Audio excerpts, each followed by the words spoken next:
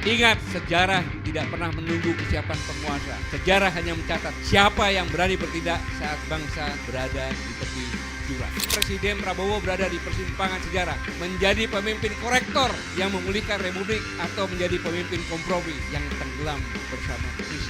Kalau kamu sudah merasa itu benar, satu yang harus kamu lakukan. Kalau perlu demo besar-besaran, jangan takut. Minta presiden, tuntut presiden untuk merebut kembali yang sudah dikuasai oleh neo-imperialisme dan neokolonialisme, yaitu rejim politik Jokowi. Minta lagi semuanya.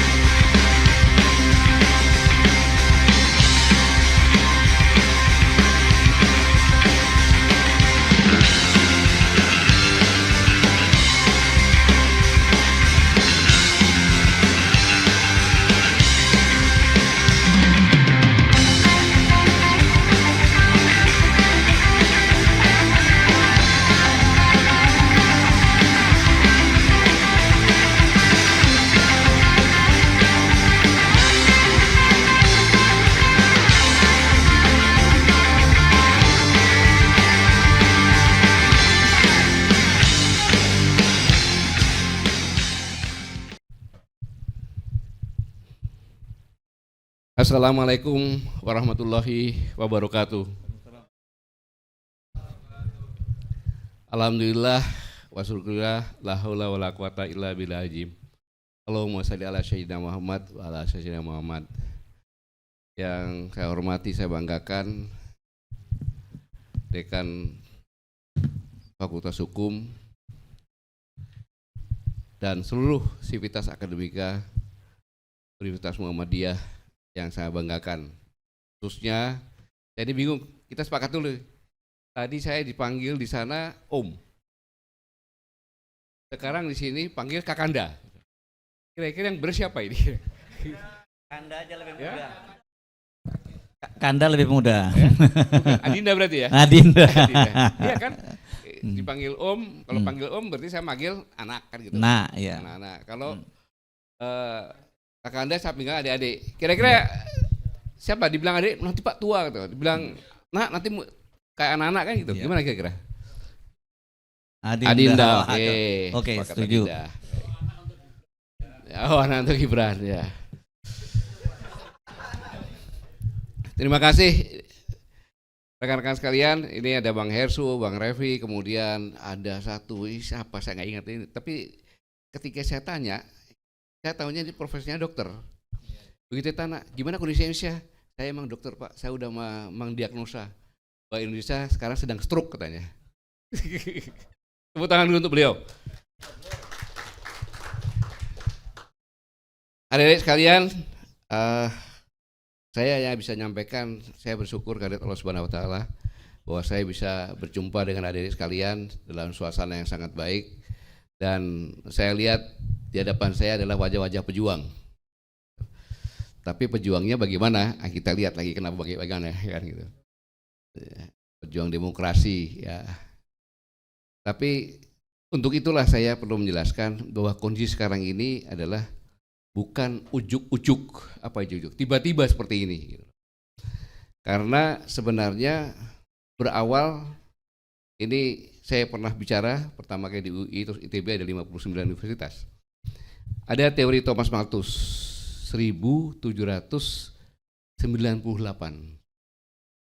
yang mengatakan bahwa pertumbuhan penduduk seperti deret ukur geometrik, kemudian kesediaan pangan seperti deret hitung aritmatik gitu. Jadi kalau deret hukum pertumbuhan manusia itu 1, 2, 4, 8, 16 dan seterusnya. Tapi kalau kesediaan makan 1, 2, 3, 4, maka pasti akan terjadi pertemuan titik antara jumlah penduduk dengan kesediaan makan yang membuat itu berbahaya. Mengapa berbahaya? Karen Population mengatakan bahwa bumi ini normalnya hanya dihuni oleh 3 miliar orang. untuk hidup normal. 3 miliar orang. Sedangkan sekarang jumlah penduduk kita sudah 8 miliar 267 lah kira-kira.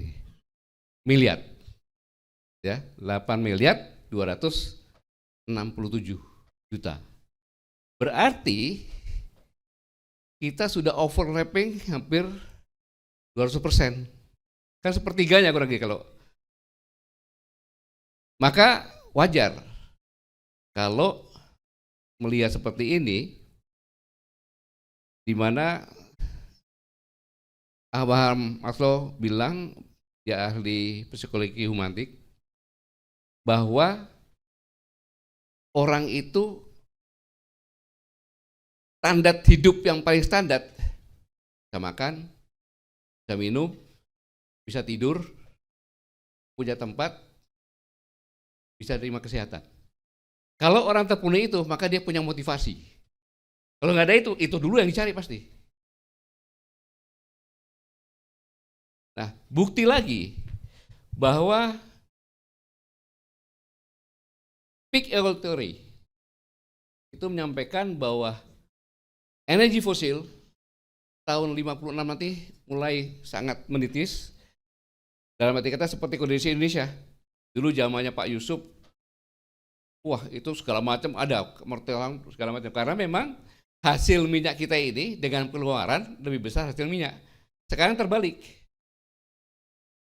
Sekarang ini hasil minyak kita lebih kecil dari pengeluaran, sehingga kita harus mengimpor minyak.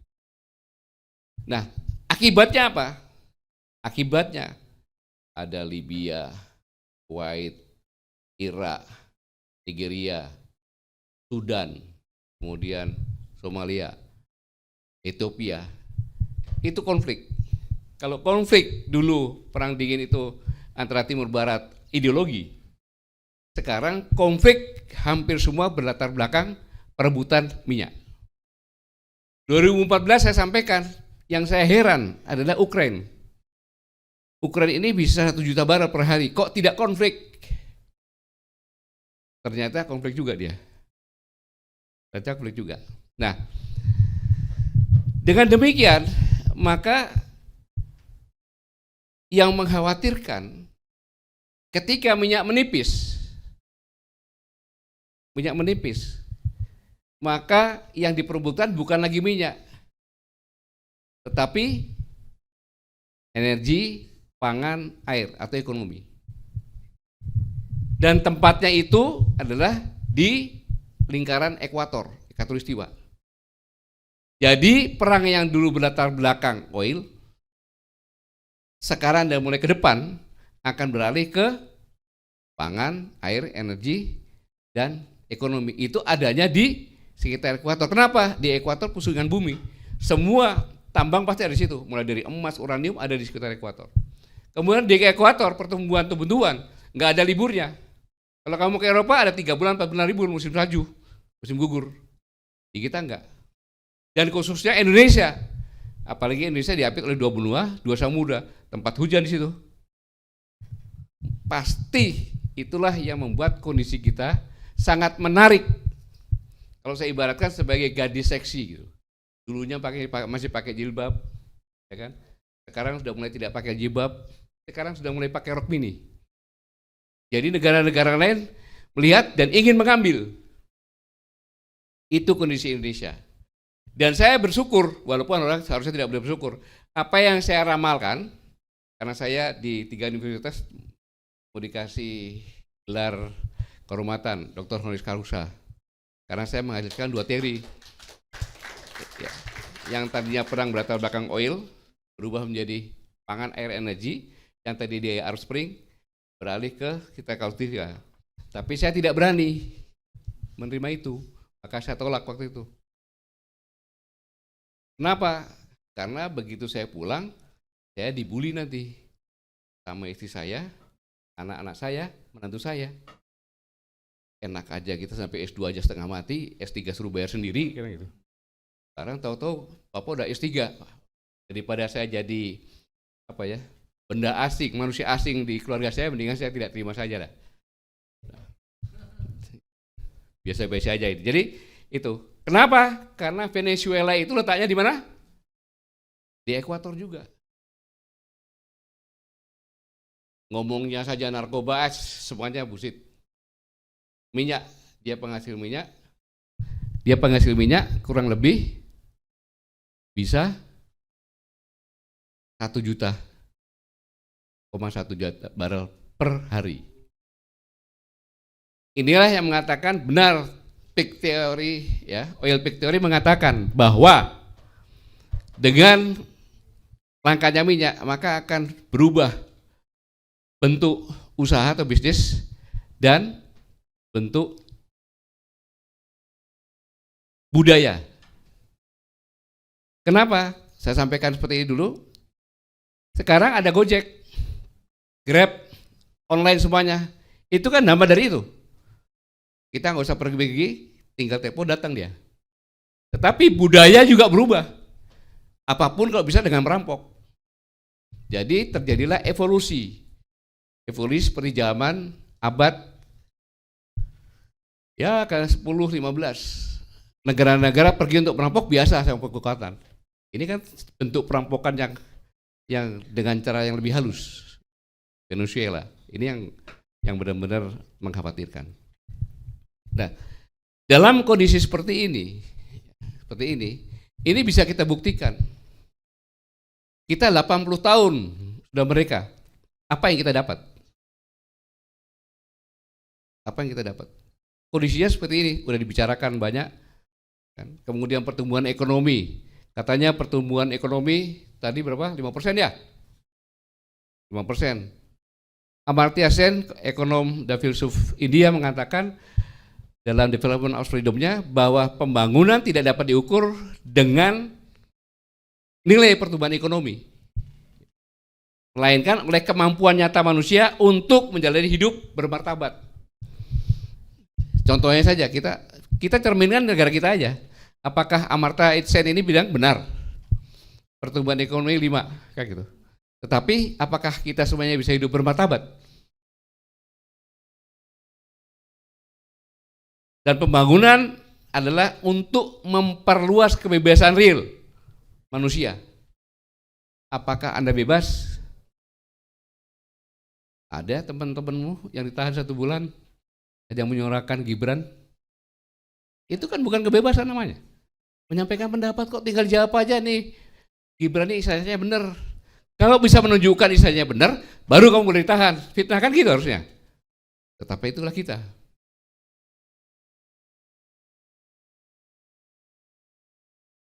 Jadi kalau pertumbuhan ekonomi tidak meningkatkan harkat hidup layak, memperoleh pekerjaan yang bermartabat, kemudian ya semuanya hilang maknanya. Karena pertumbuhan ekonomi ini ditunjang oleh tambang, ya kan, nikel, emas, batu bara, sawit itu. Makanya ada pertumbuhan ekonomi yang 2 digit. 20,3 atau 0,2 itu. Morowali. Maluku Utara juga. Pertumbuhannya tinggi, tapi lihat di sana masih miskin. Kalau dilihat dengan kemiskinan, kan gitu. Kalau kemiskinan katanya kita, menurut penilaian kita ini, berapa persen itu Bang? Gini rasionya aja 0,375, itu tinggi sekali itu. Rasionya. Kemudian pertumbuhan ekonominya itu 5, tetapi tingkat kemiskinannya itu katanya cuma berapa? 18 sekian kan gitu.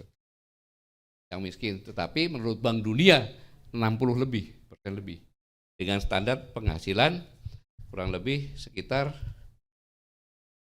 ya 3,8 US dollar. Jadi ini semuanya agak mengerikan gitu. Makanya kalau kita lihat judulnya harusnya itu ditambahin tuh. Dialog kebangsaan 80 tahun tanpa pemerataan.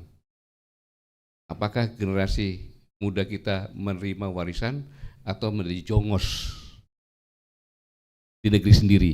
Gitu. Apakah tahun 45 nanti menjadi generasi emas atau generasi cemas? Ini latar belakangnya supaya adik-adik sekalian paham kenapa kejadian seperti ini. Maka sebenarnya kita ini sudah, karena sudah jam 16 nih, ya, tanya jawabnya supaya agak panjang. Kita ini dari semua yang ada hal-hal yang aneh-aneh yang sangat membahayakan. Contoh kepolisian, Kapolri membuat keputusan polisi nomor 10, ya kan? Nomor 10. Sedangkan keputusan ini keluar setelah Mahkamah Konstitusi kan, keluar, sehingga nggak tahu gimana logika berpikirnya itu.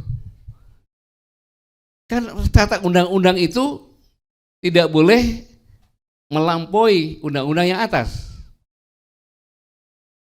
Untuk menempatkan personil aktifnya bisa di 17 lembaga dan kementerian. Bayangkan itu, aktif. Selanjutnya ngomong, kalau perlu presiden menjadikan PP 10. Dan presiden menyambutnya. Ini kan logika berpikirnya, sekarang tangan Kapolri bersih. Iya dong, tangan Kapolri bersih, diambil alih oleh presiden. Nah, ketika diambil alih presiden, PP juga bertentangan dengan konstitusi. Yang lebih detail nanti bisa tanyakan sama Cadas nanti gitu. Jadi ini dari seperti ini jelas sangat berbahaya. Secara gamblang kita melihat, oh berarti presiden tidak bisa menertibkan kepolisian nih. Logika berpikir saya seperti itu loh. Boleh-boleh saja seperti itu. Karena seperti itu gitu. Muncul lagi sekarang ini. Ya kan? Undang-undang KUHP nomor 1 2023. Karena ada masa reses, masa vakansi nih saya ya. Tadi dijaga oleh Pak Refli. Gitu. Sehingga baru ya kan. Dan ini adalah, saya ingatkan, mudah-mudahan presiden mendengar. Ini adalah bom waktu yang dibuat oleh Jokowi. Gitu. Bom waktu yang dibuat oleh Jokowi. Ketika orang berkumpul tidak bisa, ketika orang bicara, kan penghinaan kepada institusi atau kepada pejabat negara kan dengan kritik kan beda-beda tipis. Kita tahu kan sekarang kan, kritik dibilang penghinaan. Ketika orang berkumpul nggak boleh, kritik nggak boleh. Kemudian penangkapan mahasiswa dianggap prosedur, penahanan wajar. Nanti pasal-pasal dikasih tahu. Ini akan demokrasi, ini membuat rakyat diam. Demokrasi pelan-pelan turun. Tetapi kalau udah pada klimaknya, ya, yang berbahaya, rakyat ini akan berbicara bukan di dalam, keluar. Jadi markasnya demonstrasi aktivis itu nanti lewat media sosial dia ngomongnya keluar. Ketika keluar bisa disosialisasikan. Bahayanya Indonesia akan disebut negara yang tidak demokrasi. Hanya dengan satu kalimat, saya datang ke Indonesia untuk menegakkan demokrasi. Selesai kita. Jadi pemerintah juga harus waspadai ini. PP, undang-undang PP, kemudian undang-undang yang baru ini akan diundang-undangkan, pasal-pasalnya saya melihat ada seperti itu. Seolah undang-undang ini untuk membungkam dan untuk penguasa gitu. Yang tidak mau dikritik. Bukan buatan Presiden Prabowo, tetapi ini buatan jangan Jokowi. Yang berapa kali ditunda-tunda, kemudian DPR rapat secara diam-diam, lalu diundangkan ini. Jadi ini adalah bom waktu. Maka mungkin saya juga heran, apakah staf-stafnya tidak memberikan masukan kepada beliau, saya tidak tahu. Nah dari kesemuanya ini untuk lebih singkat lagi, ya, bahwa yang paling penting adik-adik sekalian, yang paling penting dari semua tadi, bahwa Indonesia adalah target dari neo-imperialisme dan neo-kolonialisme. Pertanyaannya, apa yang dikuasai? Ini yang dikuasai. Jadi kalau ada adik sekarang, kenapa saya seperti ini? Gitu. Karena neo-kolonialisme itu target sudah berjalan. Dia menguasai pemerintahan dan birokrasi. Bagaimana cara menguasainya? Yaitu dengan pilkada. Tujuannya agar bisa mengendalikan presiden, wakil presiden, mengendalikan gubernur, bupati, wali kota. Dengan pilpres kemarin. Kan buktinya Gibran masuk kan? Tujuannya bisa mengendalikan pemerintahan kan? Tapi bisa nggak? Kita lihat aja nanti. Sementara sekarang ini masih terlihat seperti itu kan gitu. Tapi nanti kita lihat. Saya yakin mudah-mudahan tidak. Tapi presiden, bupati, wali kota, gubernur, loh semuanya tuh dengan undang-undang dari Departemen Dalam Negeri, PLH, kan bupatinya kan bukan bupati asli kan dalam proses ini kan? Itu yang berbahaya. Kemudian apalagi yang dikuasai? Politik. Parpol, ormas, ketua-ketua parpol yang bermasalah dibiarkan, habis itu disandera. Kemudian pilkada juga. Kemudian LSM, media dikuasai. Bahkan ormas NU dikasih tambang. Ya kan? Muhammadiyah juga dikasih tambang. Sudah dikasih masuk atau harapan? Sudah dikasih Udah dikasih, bayangin. Padahal Muhammadiyah ini adalah organisasi yang paling kaya. Iya kan? Ya? Amal usahanya luar biasa. Kenapa? Dulu saya ingat dulu ketika PP Muhammadiyah membeli mobil Alphard, ribut. Baru jelaskan, kita ini Muhammadiyah ini mendunia.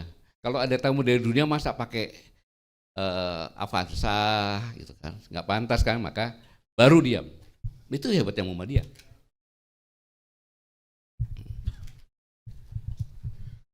LSM, media, semuanya udah dikuasai. Terus ekonomi dikuasai. Sumber daya manusia dikuasai. Emangnya universitas ini nggak dikuasai? Dikuasai. Emangnya mahasiswa nggak dikuasai? Kamu jadi BEM itu berapa lama sih? Setahun kan? Selesai sudah. Ini sistem penguasaan seperti itu. Guru besar, berani nggak dia bicara? Nggak bisa. Dokter bicara, dia tahu kalau nggak bakalan jadi profesor. Selesai. Ada teman saya itu. Akhirnya dia bilang, saya tetap akan bicara. Kenapa? Daripada saya profesor masuk neraka, dia bilang gitu. Biarin aja saya dokter aja, tapi masuk surga. Sudah dipegang semuanya, dikuasai semuanya. Apalagi sumber daya alam, jelas sudah lihat kan, dikuasai. Sumber daya buatan, infrastruktur, mereka semua yang bangun walaupun nggak jadi nggak dipakai. Pertanyaannya siapa yang menguasai? Ada yang tahu? Ya? Yang kuasai ini adalah rejim Jokowi. Rejim politik Jokowi, bukan sendirian, rejim politik Jokowi yang menguasai. Itulah yang membuat negara kita itu sekarang seperti ini. Jadi hebatnya mereka itu menggunakan boneka-boneka dari negeri sendiri. Itu saya sudah sampaikan 2014 dengan judul Proxy War. Mari kita buktikan bahwa negara ini sudah terkena ini. Ya, kita buktikan. Ini buktinya. Kita lihat kriteria negara kuat standar global. Ada enggak Indonesia di situ? Lihat. Kekuatan sains, coba lihat. Kekuatan finansial, kekuatan sains. Apa kira-kira inovasi-inovasi yang ada dari Indonesia? Mobil SMK, Mobil gaib apa? Dulu masih ada, Nurtanio masih produksi, sekarang masih produksi Nurtanio. Mana? Pindad apa yang dihasilkan? Industri strategis lainnya apa lagi? Kemudian kuat dalam finansial. Nggak usah banyak bicara, cukup saya jelaskan, hutangnya banyak itu nggak mungkin kuat finansial, betul nggak? Hutangnya aja banyak. Ya kamu yang nanggung, saya udah mati nanti.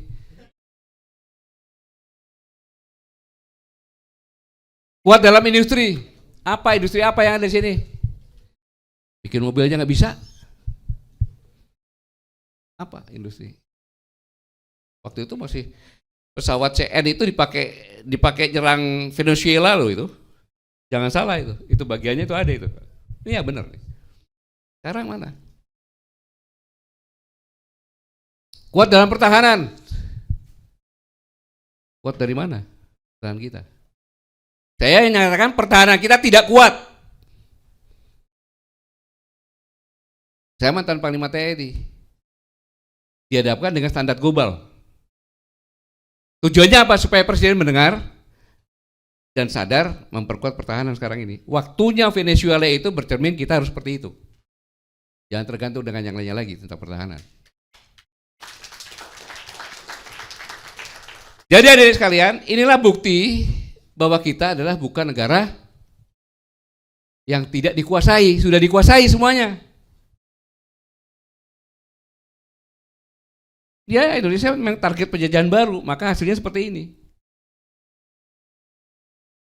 Lalu pertanyaannya, kenapa sekarang pemuda seperti itu? Kan gitu. Kenapa Gen Z sekarang seperti itu? Ada bisa jawab nggak? Waktunya udah sore nih, aduh. Sebenarnya identitas pemuda itu adalah penggagas dan pelaku perubahan.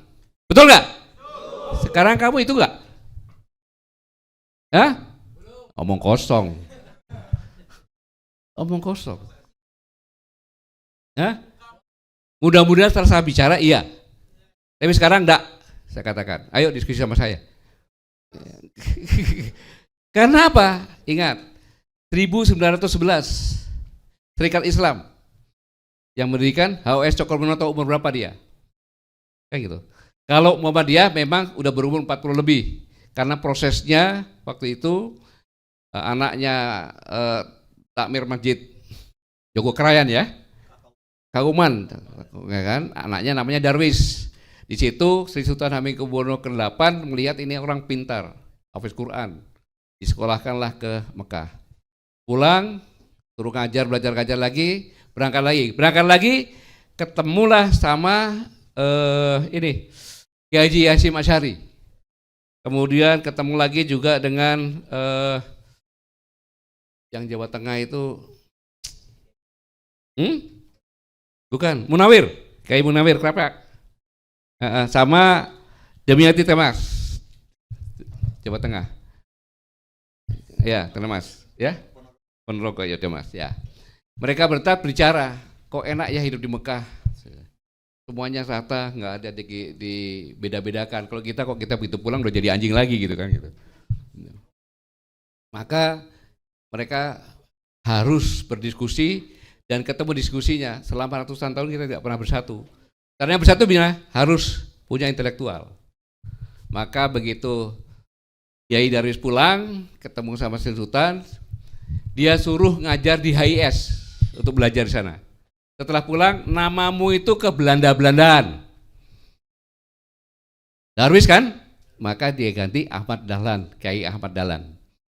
Dan suruh membuat sekolah-sekolah dengan organisasi Muhammadiyah 1912. Kemudian setelah itu semuanya berjalan, ya, baru lahirlah Nahdlatul Ulama. Gitu. 26. Konsepnya adalah melawan mode Belanda. Jadi yang pakai mode Belanda itu ditentang sama dia. Jadi ketika jadi tidak bisa disamakan antara Muhammadiyah sama NU, nggak bisa. Bukan karena masafnya. Karena memang tugas Muhammadiyah adalah mencerdaskan, tugas NU berjuang. Jadi ketika NU berdiri sebagian besar, ya Muhammadiyah, orang yang punya intelektual. Buktinya apa? Buktinya setelah kurang lebih 14 tahun, ya kan? 15 tahun, 16 tahun, itu lahirlah Sumpah Pemuda. Bisa menyatukan pemuda-pemuda semua karena punya intelektual. Ketika pemudanya bersatu, nih dengar nih, ketika pemudanya bersatu, yang tadinya 200 tahun lebih nggak merdeka, cuma perlu 17 tahun. Itulah hebatnya pemuda. Tetapi pemuda itu bukan hanya memerdekakan saja, sudah memerdekakan saja, ikut juga dalam pembangunan. Itulah yang namanya penggagas, juga pelaku. Sehingga ketika diserang lagi oleh sekutu di Surabaya, pemuda-pemuda yang tadinya itu berjuang mempertahankan. Ketika itu selesai, kalau pemuda seperti ini kalau jadi presiden gawat gak? Gawat, mau apapun juga bisa. Maka Bung Karno bicara, beri aku berapa? 1000, ya 1000 orang tua akan kucabut Semeru dengan akarnya. Beri aku 10 pemuda akan kuguncang dulu. Artinya pemuda sebagai alat, untuk dinamisasi, gitu.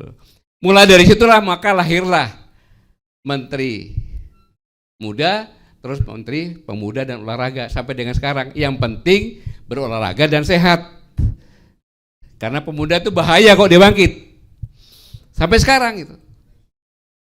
Paham ini ya sekarang ya? Makanya susah. Apalagi sekarang ini lebih susah lagi. Kenapa?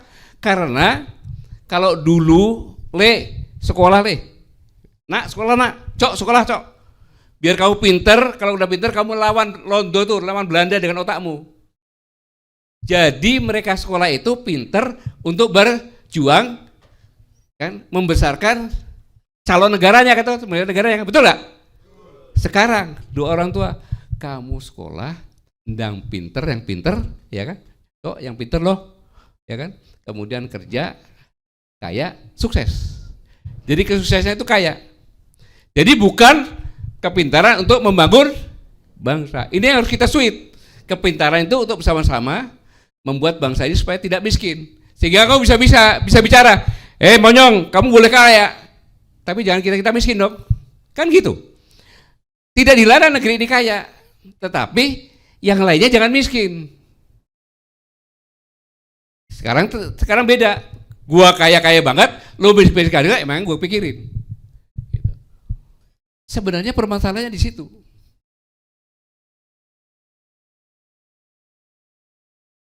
Kenapa diam? Bener ya? Jadi ini yang penggagas sama, ya kalau penggagas agen politik berjuang, kalau ini pembangunan, agen pembangunan. Nah kalau ini bisa kamu lakukan, inilah identitas pemuda yang sebenarnya. Dia harus menjadi penggagas dan pelaksana. Gitu. Jadi bergerak di bidang politik sama dengan pembangunan. Bisa ini? Bisa. Ya, harus bisa. Gitu. Nah, lalu pertanyaannya sekarang kan, gitu. Pertanyaannya sekarang, apa yang harus kamu lakukan dalam kondisi seperti ini? Katanya apa coba? Ah, ya benar kan?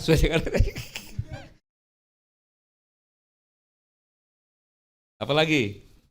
Cari duit.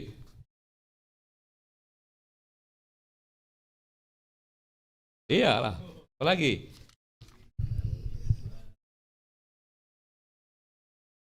Ini kalau kita nggak hati-hati, kalau nggak hati-hati ya, ini kondisi kita sangat luar biasa bahayanya loh.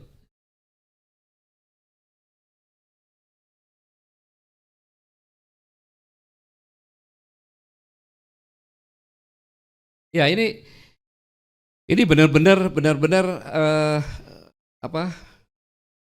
mengerikan kondisi sekarang ini. Sehingga ada pernyataan Gen Z kan yang mengatakan, dengar saya baik-baik, Belanda 350 tahun menjajah negeri ini, tapi gunung tidak digunduli segila ini.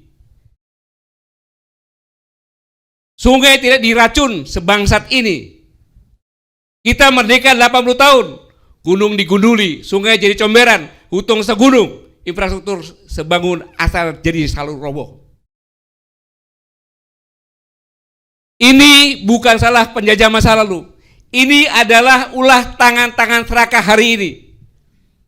Hutan dijual, tambang digali sampai perut bumi robek, dikeruk sampai nelayan tenggelam, rakyat disuruh sabar, rakyat disuruh ikhlas, sementara kalian berdasi, duduk empuk, kenyang dari penderitaan bangsa sendiri. Jangan teriak nasionalisme jika Anda menelanjangi negeri ini. Jadi jangan tanya siapa penjajah. Siapa penjajahnya? Itu bukan Belanda. Penjajah itu pengkhianat yang bersembunyi di balik jabatan dan makan bangsanya sendiri. Itu gengsi, bukan saya yang bicara itu. Maka saudara-saudara sekalian, Presiden Prabowo berada di persimpangan sejarah. Stabilitas semu tidak akan menyelamatkan kekuasaan. Maka jika hukum terus dipermainkan, jika reformasi Polri dibelokkan, jika kejahatan ekologi dan ekonomi dibiarkan, serta jika generasi muda terus kehilangan masa depan, maka Republik Indonesia sedang bergerak menuju krisis nasional terbuka. Negara tidak akan diselamatkan oleh propaganda, oleh pencitraan, ataupun oleh stabilitas semu. Negara hanya dapat selamat oleh keberanian untuk memutus warisan kekuasaan yang salah. Yang tadi saya sampaikan, menegakkan hukum tanpa tebang pilih, dan mengembalikan negara kepada kepentingan rakyat. Saya ulangi, Presiden Prabowo berada di persimpangan sejarah.